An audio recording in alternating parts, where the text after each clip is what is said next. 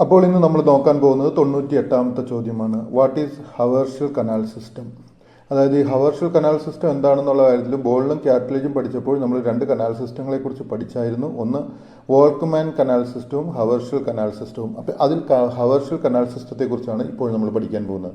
ഹവേർഷ്യൽ canal systems are the series of microscopic tubes in the outermost region of the bone called cortical bones. അതായത് എന്താണ് Haversian canal system എന്ന് പറയുന്നത്? A series of microscopic tube, അതായത് മൈക്രോസ്കോപ്പിലൂടെ കാണാൻ കഴിയുന്ന ഒരു കൂട്ടം ട്യൂബുകളെയാണ്, നാളങ്ങളെയാണ് the outermost region of bone called cortical bone. അതായത് ഒരു ബോണിൻ്റെ ഏറ്റവും പുറമേയുള്ള ഭാഗത്തെയാണ് കോർട്ടിയൽ ബോൺ എന്ന് പറയുന്നത്. അപ്പോൾ ആ ഭാഗത്തോടെയുള്ള സീരീസ് ഓഫ് മൈക്രോസ്കോപ്പിലൂടെ കാണാൻ കഴിയുന്ന കനാൽ സിസ്റ്റം അല്ലെങ്കിൽ ട്യൂബുകളെയാണ് ഹവേർഷ്യൽ കനാൽ എന്ന് പറയുന്നത്. അതിൻ്റെ പ്രവർത്തനം എന്താണ്? They allow blood vessels and nerves to travel through them to supply the osteocytes. അപ്പോൾ അത് എന്താണ് ചെയ്തിരിക്കുന്നത്? ഇവ എന്താണ് ചെയ്യുന്നത്? ഈ ഹവേർഷ്യൻ കനാൽ സിസ്റ്റം എന്താണ് ചെയ്യുന്നത്? ശരീരത്തിന് ആവശ്യമായിട്ട്, എല്ലുകൾക്ക് ആവശ്യമായിട്ടുള്ള സാധനങ്ങളെല്ലാം സപ്ലൈ ചെയ്യുന്ന ബ്ലഡ് വെസൽസ് ആണ് അതിലെ പോകുന്നത്. ഇനി 99ാമത്തെ ചോദ്യം, വാട്ട് ഈസ് വോൾക്ക്മാൻ കനാൽ? എന്താണ് വോൾക്ക്മാൻ കനാൽ എന്ന് പറഞ്ഞാൽ? Volkmann canals are anatomic arrangements in the cortical bones that allow blood vessels to enter the bones from periosteum. Okay, എന്താണ് നമുക്ക് മനസ്സിലാക്കണം? എന്താണ് വോൾക്ക്മാൻ കനാൽ എന്ന് വെച്ച് കഴിഞ്ഞാൽ? എന്താണ് വോൾക്ക്മാൻ കനാൽ എന്ന് വെച്ച് കഴിഞ്ഞാൽ എന്താണെന്ന് നിങ്ങൾ ഓൾറെഡി പഠിച്ചിട്ടുണ്ട്. ഈ പുറമേ നിന്നും എന്താണ് ചെയ്യുന്നത്? പെരിയോസ്റ്റിയത്തിലേക്ക് എന്താണ് ചെയ്യുന്നത്? ഈ എല്ലുകളിലുള്ള പെരിയോസ്റ്റിയത്തിലേക്ക് എന്ത് കൊണ്ടുവരുന്നതാണ്? ബ്ലഡുകളെ കൊണ്ടുവരുന്ന രക്തക്കൊഴലുകളെയാണ് എന്ത് പറയുന്നത്? വോൾക്ക്മാൻ കനാൽസ് എന്ന് പറയുന്നത്. ഓക്കെ, അത്രയും നിങ്ങൾക്ക് മനസ്സിലായെന്ന് തോന്നുന്നു. പിന്നെ നമ്മളിവിടെ ഒരു പ്രത്യേകമായിട്ടൊരു വാക്ക് പഠിച്ചായിരുന്നു, കോർട്ടിയൽ ബോൺസ്. എന്താണ് ഈ cortical bones? What are cortical bones? The outer shell of the compact bone is called cortical bones or cortex. അതായത് ഒരു കോമ്പാക്ട് ബോണിൻ്റെ ഏറ്റവും പുറമേയുള്ള ഭാഗത്തെയാണ് നമ്മൾ എന്ത് എന്ന് വിളിക്കുന്നത്? കോർട്ടിയൽ ബോൺ എന്ന് പറയുന്നത്. അപ്പോൾ കോമ്പാക്ട് ബോൺ എന്ന് വെച്ച് കഴിഞ്ഞാൽ എന്താണ്? Is the hard dense outer layer of the bone. ഒക്കെ ഒരു ബോണിൻ്റെ ഏറ്റവും കട്ടി കൂടിയ പുറമേയുള്ള ഭാഗത്തിനെയാണ് എന്ത് പറയുന്നത്? കോർട്ടിയൽ ബോൺസ് എന്ന് പറയുന്നത്. അപ്പോൾ എനിക്ക് തോന്നുന്നു ഈ മൂന്ന് കാര്യങ്ങൾ നിങ്ങൾക്ക് മനസ്സിലായി. ഒന്ന് ഹവേർഷ്യൻ കനാൽ സിസ്റ്റം, രണ്ട് വോൾക്ക്മാൻ കനാൽ, മൂന്ന് കോർട്ടിയൽ ബോൺസ്. ഓക്കെ, ഇനി നമ്മളോട് പറഞ്ഞിരിക്കുന്നത് എന്താണെന്ന് വെച്ചാൽ, observe figure 4.1 structural framework of various organisms. Then answer, do all living organisms have a skeletal framework like that of humans? ഇവിടെ നമ്മളോട് പറഞ്ഞിരിക്കുന്നത് എന്താണ്? നമ്മളോട് ഒരു കാര്യം ഒബ്സർവ് ചെയ്യുവാനാണ് പറഞ്ഞിരിക്കുന്നത്. ഓക്കെ, നമ്മൾ എന്താണ് ഇവിടെ വിശകലനം ചെയ്യുവാനായിട്ട് നമ്മളോട് പറഞ്ഞിരിക്കുന്നതെന്നൊന്ന് നോക്കിക്കേ, നമുക്ക് കാണുവാനായിട്ട് സാധിക്കും. നമ്മൾ ഒബ്സർവ് ചെയ്യേണ്ട ഏതാണ്? ഫിഗർ 4.1. അതായത് നമ്മളോട് നിരീക്ഷിക്കാൻ പറഞ്ഞിരിക്കുന്ന കാര്യം ഏതാണ്? ഫിഗർ 4.1. എന്നിട്ട് എന്താണ്? നമ്മളോട് കുറേ കാര്യങ്ങൾ, ചർച്ചയുടെ അടിസ്ഥാനത്തിൽ കുറേ കാര്യങ്ങൾ എത്തിച്ചേരാനാണ് പറഞ്ഞിരിക്കുന്നത്. നിഗമനങ്ങൾ രൂപീകരിക്കണം. അതെന്താണ്? എല്ലാ ജീവികൾക്കും മനുഷ്യനെ പോലെ ആന്തരിക അസ്ഥികൂടം ഇല്ല എന്നുള്ള കാര്യവും നമ്മളെ ഈ ചിത്രത്തിൽ നിന്നും നമ്മളെ ഓർമ്മിപ്പിക്കുകയാണ്. ഇനി ഇതിനകത്തുള്ള ഇതിലേക്ക് നമുക്കൊന്ന് കടന്നു നോക്കാം. All organs do not have skeletal framework. അപ്പോൾ നമ്മൾ എപ്പോഴും മനസ്സിലാക്കുക, എല്ലാ ജീവജാലങ്ങൾക്കും ഹെൽറ്റൽ ഫ്രെയിംവർക്ക് ഇല്ല. ആരെ പോലെ? മനുഷ്യനെ പോലെ. ഓക്കെ, ഇനി analyse the description and complete the illustration 4.8. അതായത് ഇനി നമ്മളോട് ഇവിടെ ഇലിസ്ട്രേഷൻ 4.8 കംപ്ലീറ്റ് ചെയ്യുവാനാണ് പറഞ്ഞിരിക്കുന്നത്. അപ്പോൾ നമ്മൾ അതിലേക്ക് പോവുകയാണ്. Okay, what is hydroskeleton? അതായത് ഒരു പുതിയ സ്കെൽട്ടൻ രൂപത്തെക്കുറിച്ച് പഠിക്കുകയാണ്. What is ഹൈഡ്രോസ്കെൽട്ടൻ?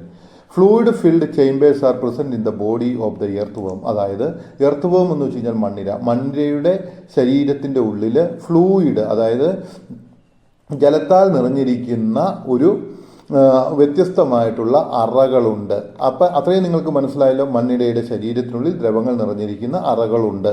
ഈ അറകളുടെ പ്രത്യേകത എന്താണ്? Where here water is the means. അപ്പം അവിടെ എന്താണ് ചെയ്യുന്നത്? ഇവിടെ എന്താണ്? Here water is act as a means for body structural and locomotion. ഈ അറകളിൽ എന്താണ് ചെയ്തിരിക്കുന്നത്? ഈ ജലമാണ് ആ മണ്ണിരയുടെ ശരീരത്തിന് ആകൃതി നൽകുന്നതും ചലനത്തിന് സഹായിക്കുകയും ചെയ്യുന്നത്. This mechanism is commonly called hydroskeleton. ഈ മെക്കാനിസത്തിനെ സാധാരണയായി നമ്മൾ എന്ത് പറയുന്നു? ഹൈഡ്രോസ്കെൽട്ടൻ എന്ന് പറയുന്നു. ഇനി 103ാമത്തെ ചോദ്യം, write examples for the movements of creatures with hydroskeleton. അതായത് നമ്മളോട് പറഞ്ഞിരിക്കുന്ന എന്താണ്? റൈറ്റ് എക്സാമ്പിൾസ്, അതായത് ഉദാഹരണം എഴുതാൻ പറയുകയാണ്.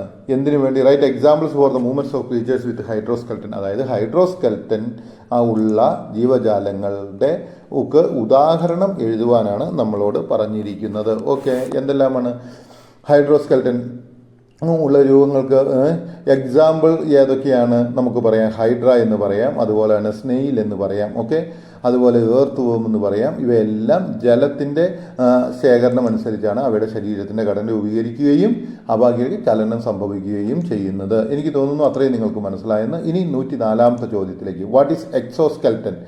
എക്സോസ്കെൽട്ടൻ, ഹൈഡ്രോസ്കെൽട്ടൻ എന്ന് വെച്ച് കഴിഞ്ഞാൽ ജലം കൊണ്ട് സ്കെൽട്ടൻ രൂപപ്പെട്ടിരിക്കുന്നത്. എക്സോസ്കെൽട്ടൻ എന്ന് വെച്ച് കഴിഞ്ഞാൽ ഈ സ്കെൽട്ടൻ രൂപപ്പെട്ടിരിക്കുന്നത് പുറം ഭാഗത്താണ്. Hard shells present in crab, seals and oysters which is made mainly of calcium carbonate. അതായത് നമുക്ക് കാണുവാനായിട്ട് സാധിക്കും ഇൻ എക്സോസ്കെൽട്ടൻ അല്ലെങ്കിൽ ബാഹ്യ അസ്ഥികൂടം. അവിടെ ഏതിലൊക്കെയാണ് നമുക്ക് കാണാൻ ചെയ്യുന്നത്? ഈ ഞണ്ട്, കക്ക, ചിപ്പി തുടങ്ങിയിട്ടുള്ള ജീവജാലങ്ങളിലെല്ലാം എന്താണ് കണ്ടിരിക്കുന്നത്?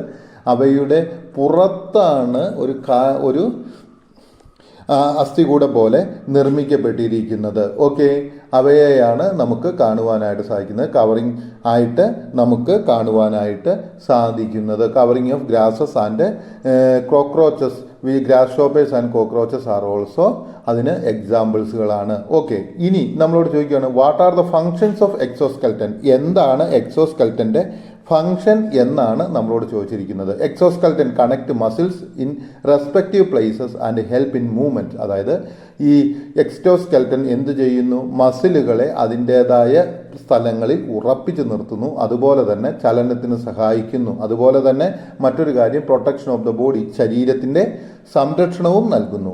ഇനി 106ാമത്തെ ചോദ്യം. Give a example for creatures with exoskeleton. അതായത് നമ്മളോട് പറഞ്ഞിരിക്കുന്നത് എന്താണ്? ജീവികൾ, എക്സോസ്കെൽട്ടൻ ഉള്ള ജീവികളുടെ ഉദാഹരണം പറയുവാനാണ് പറഞ്ഞിരിക്കുന്നത്.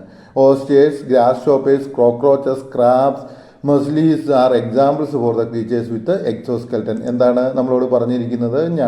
ഞണ്ട്, കക്ക, ചിപ്പി, പാറ്റ, പുൽച്ചാടി ഇങ്ങനെയുള്ള എല്ലാ ജീവികളും എന്തിനുദാഹരണമാണ്? എക്സോസ്കെൽട്ടൻ ഉള്ള ജീവികൾക്ക് ഉദാഹരണമാണ്. ഇനി നമ്മളോട് പറഞ്ഞിരിക്കുന്നത് 107ാമത്തെ ചോദ്യമാണ്. 107ാമത്തെ ചോദ്യത്തിൽ illustration 4.8 diversity of structural framework. Okay, നമ്മളോട് പറഞ്ഞിരിക്കുന്നത് എന്താണ്? ഇല്ലുസ്ട്രേഷൻ 4.8. നമുക്ക് എല്ലാവർക്കും അറിയാം, ഒരു ഇല്ലുസ്ട്രേഷൻ തന്നിട്ടുണ്ട്, ഒരു ചിത്രീകരണം തന്നിട്ടുണ്ട്. ഡൈവേഴ്സിറ്റി ഓഫ് എന്താണ്? ഈ ഡൈവേഴ്സിറ്റി ഓഫ് സ്ട്രക്ചറൽ ഫ്രെയിംവർക്ക്, അതായത് ചട്ടക്കൂടിലുണ്ടാകുന്ന ഡൈവേഴ്സിറ്റികൾ അല്ലെങ്കിൽ വ്യതിയാനങ്ങൾ എന്നുള്ള ഭാഗം. ആ ഭാഗം നമുക്ക് ഒന്ന് നോക്കാവുന്നതാണ്. ഇനി ഓക്കെ, ഇവിടെ ഏതാണ് കാണുന്നത്? ഹൈഡ്രോസ്കെൽട്ടൻ. ഒന്നാമതായിട്ട് റൈറ്റ് ദ ക്യാരക്ടേഴ്സ് ഓഫ്, നമ്മളോട് പറഞ്ഞിരിക്കുന്നത് ക്യാരക്ടേഴ്സ് ഓഫ് ഓരോന്നിൻ്റെയും സ്വഭാവങ്ങൾ എഴുതാനാണ് പറഞ്ഞിരിക്കുന്നത്. ഒന്നാമതായിട്ട് ഹൈഡ്രോസ്കെൽട്ടൻ. ഹൈഡ്രോസ്കെൽട്ടൻ്റെ ക്യാരക്ടർ എന്താണ്? Fluid filled chambers are present in the body of the earthworm. Okay, ഇവിടെ എന്താണ്? ഇത് ഫ്ലൂയിഡ് ഫിൽഡ് ചേംബേഴ്സാൽ രൂപപ്പെട്ടിരിക്കുന്നത്. Water is the means to maintain the body structure and locomotion. ഈ ഫ്ലൂയിഡാണ് ശരീരത്തിൻ്റെ ചലനത്തിനും അതുപോലെ തന്നെ രൂപവും ആക്കുന്നതിനായിട്ട് സഹായിക്കുന്നത്. ഇനി രണ്ടാമത്തത് exoskeleton. These connect muscles in the respective places. അതായത് ഈ